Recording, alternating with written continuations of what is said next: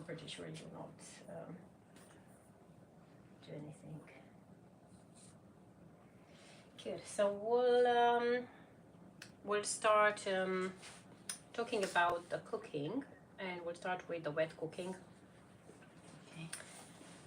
There are two ways to cook the Isomalt. Not sure if you've worked with it before, No. but you can buy pre-cooked Isomalt, and I'll show you that in a sec, or uncooked Isomalt.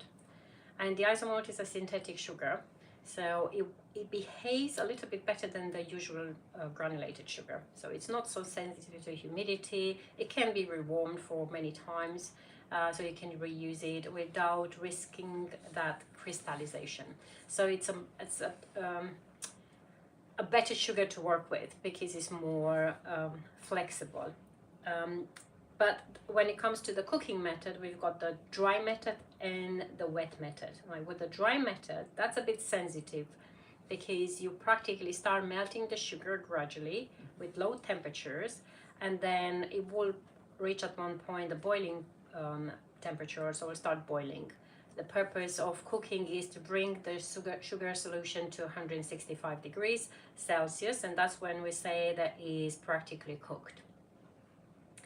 If you do the dry cooking, you have to be super careful because you can caramelize the sugar very easy. And that's the reason why the wet cooking, it's more an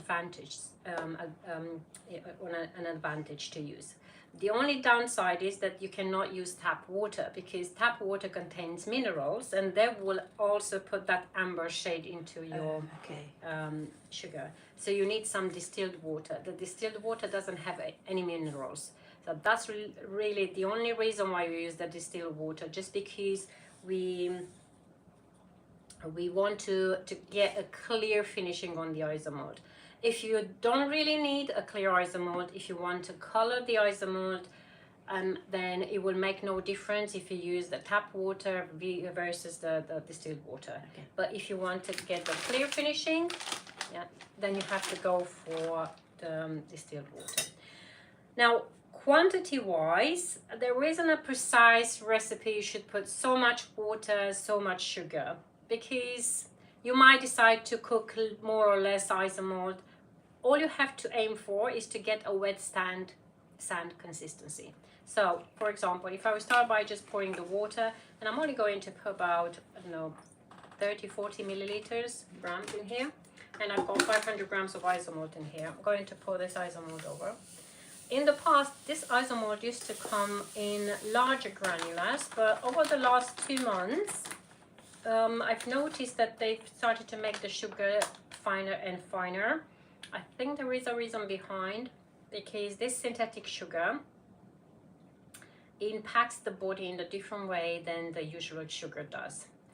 It's good for diabetics, and the body practically recognizes it as a carb, but not necessarily as a sugar. So it doesn't increase the level of, it doesn't interact with insulin. So it's a bit more forgiving from that point of view.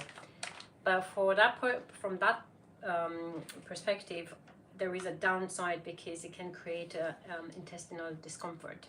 So if you eat more than 25 grams per day, it can just create like lots of bloating and stuff. But for someone who doesn't eat sugar regularly, like a diabetic, having 25 grams per day, it's a lot. So I think the reason why they turn up making it more powdery, that it can be used in different applications, not necessarily baking, but in different other applications. And obviously being powdered, it just makes it more accessible.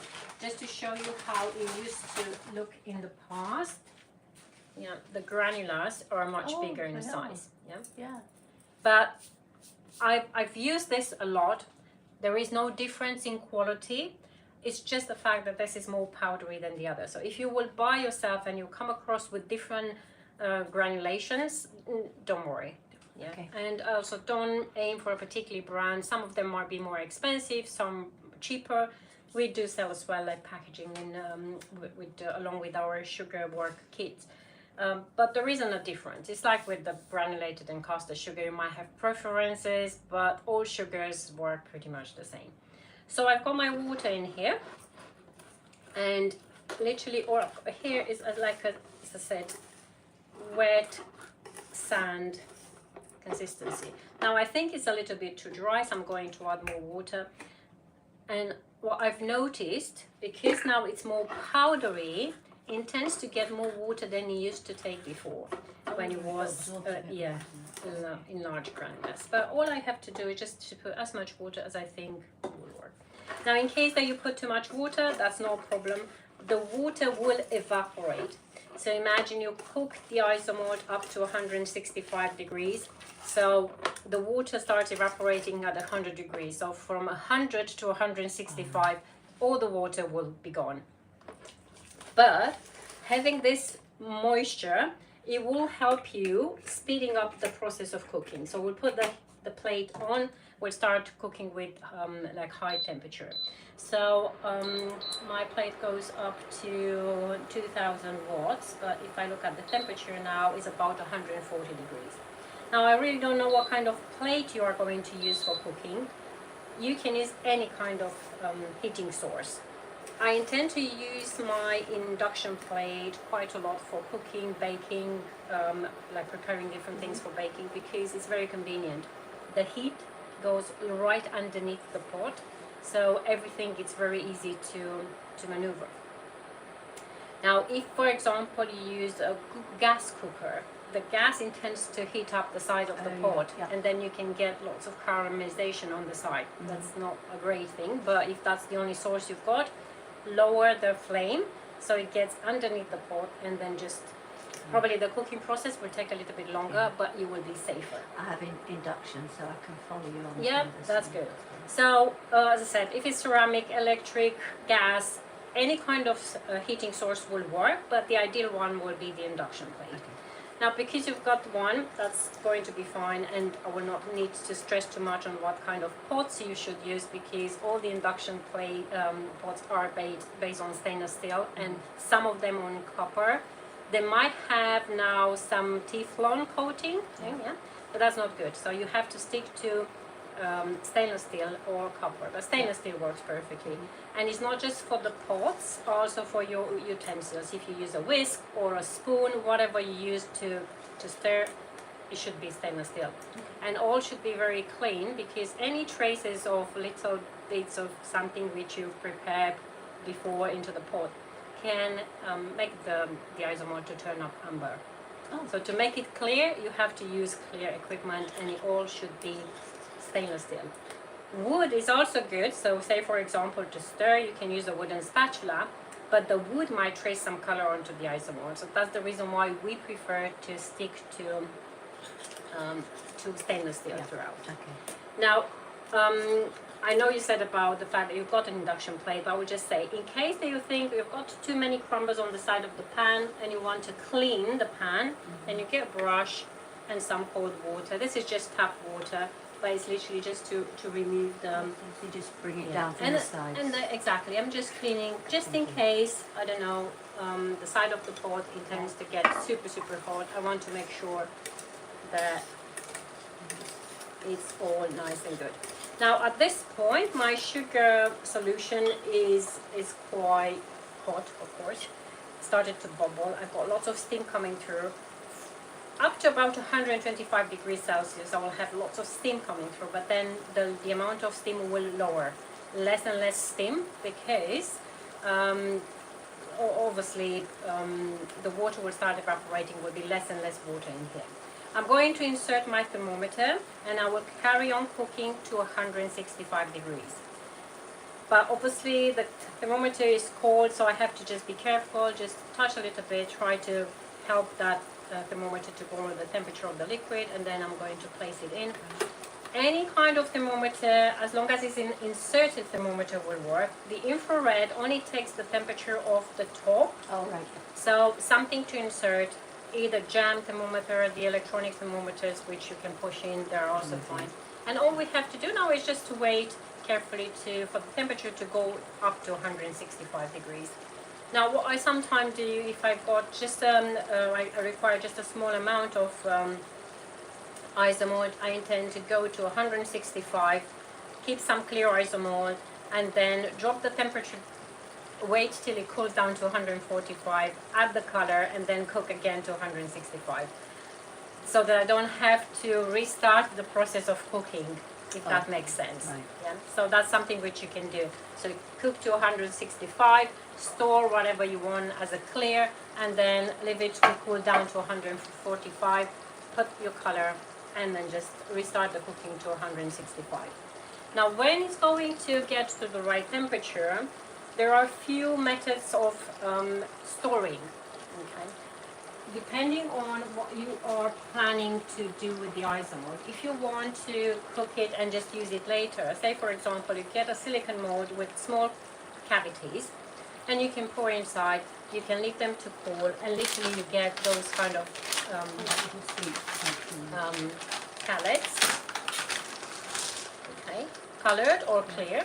And then when you need to make a little decoration, a sail, a flower, you probably need to warm up just 4 or 5 pellets, and you don't have to get through the whole process again, because I'm going to keep an eye, make sure, increase the temperature as well.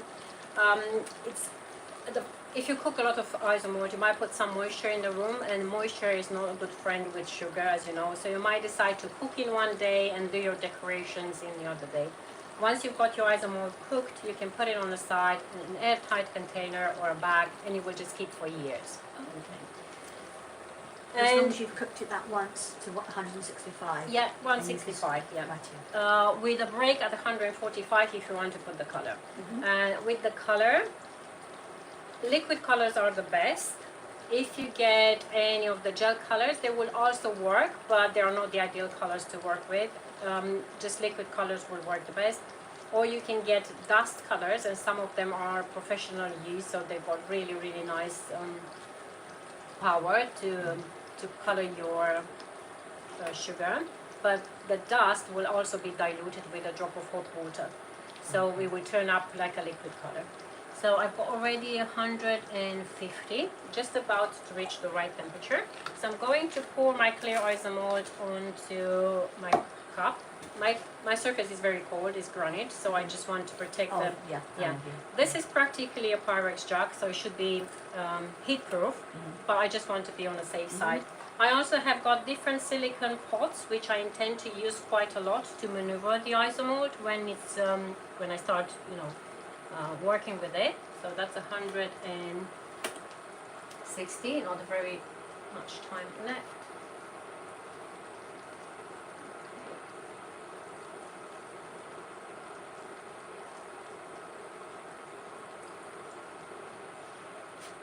Okay, that's 160. Okay, I'm going to stop the cooking process, take my thermometer away. This will have to go into water, but I will leave it to cool. I will not put it right on cold water because I don't want it to snap. Okay, yeah. And I'm just going to pour my isomalt in here. It's full of air bubbles, but the air bubbles would settle as the isomalt will start cooling down. Okay.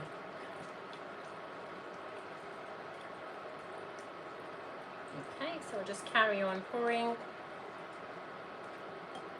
Okay, what I'm going to do now is going to take this on the side and just get up. And I will just leave this to cool to 145, so we can put a bit of color. And I don't have any turquoise in here, so I'm going to put a bit of turquoise. That's 165. So I just have to be patient a few seconds so that this settles down to 145. Practically with the isomalt, you can cook it safely without caramelizing up to about 200 degrees. But the thing is, if I would put the color in, the temperature will jump very, very quick, so you will not have the chance to mix with the isomalt. So I want to have that gap of 20 degrees in between 145 and 165, so that the color can be nicely incorporated. Oh, so that's why you do it. That's why you have to drop it down. Okay. So, just to show you, so if you want to, for example, just store in little callets, just pour in, and those will just get cold, and then we'll take them away. Or if you prefer to put in a smaller cup, like in here, you can do so. And then as long as they're airtight once you seal them. Yeah. I've got here, for example, so that's kind of isomalt which I put into a silicone cup. in here I've got different jugs with different colors ready to be used. This was some isomalt which I've put in one of my large pieces. So this practically can be rewarmed and work with it, but this wrapped in cling film will stay safe in a bucket for years. It doesn't get, so it depends on how much you use and how often you work with the sugar. Now just checking the temperature in here so we can finish with, yeah, it's 148, so we will be almost there just in 2 seconds.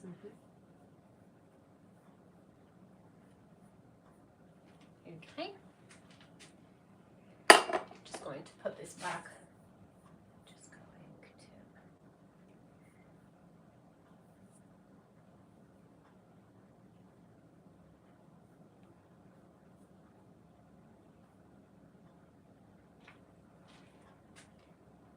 Okay, so going to put this on, dropping the temperature a little bit, going to add my color, just a few drops, depends on the strength of the coloring. I'm using Fractal, but it doesn't really matter what brand you use. It's a well-known brand. I'm not sure if you are into cake decorating and if you use colors at all. If not, I've got a lady. She's here. Good morning.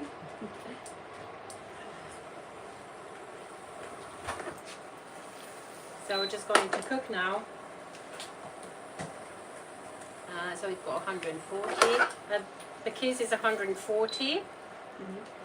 You have to just be careful and just keep an eye going up to 165, 155. So we'll just start getting up quite quickly. I can reinsert the thermometer if I want to. Basically, it's quite a small amount of isomalt, so it will be very difficult to control the temperature with this one. So we'll just go back to this, and I've got this 168, so I'm going to turn this off and I'm just going to pour it right here.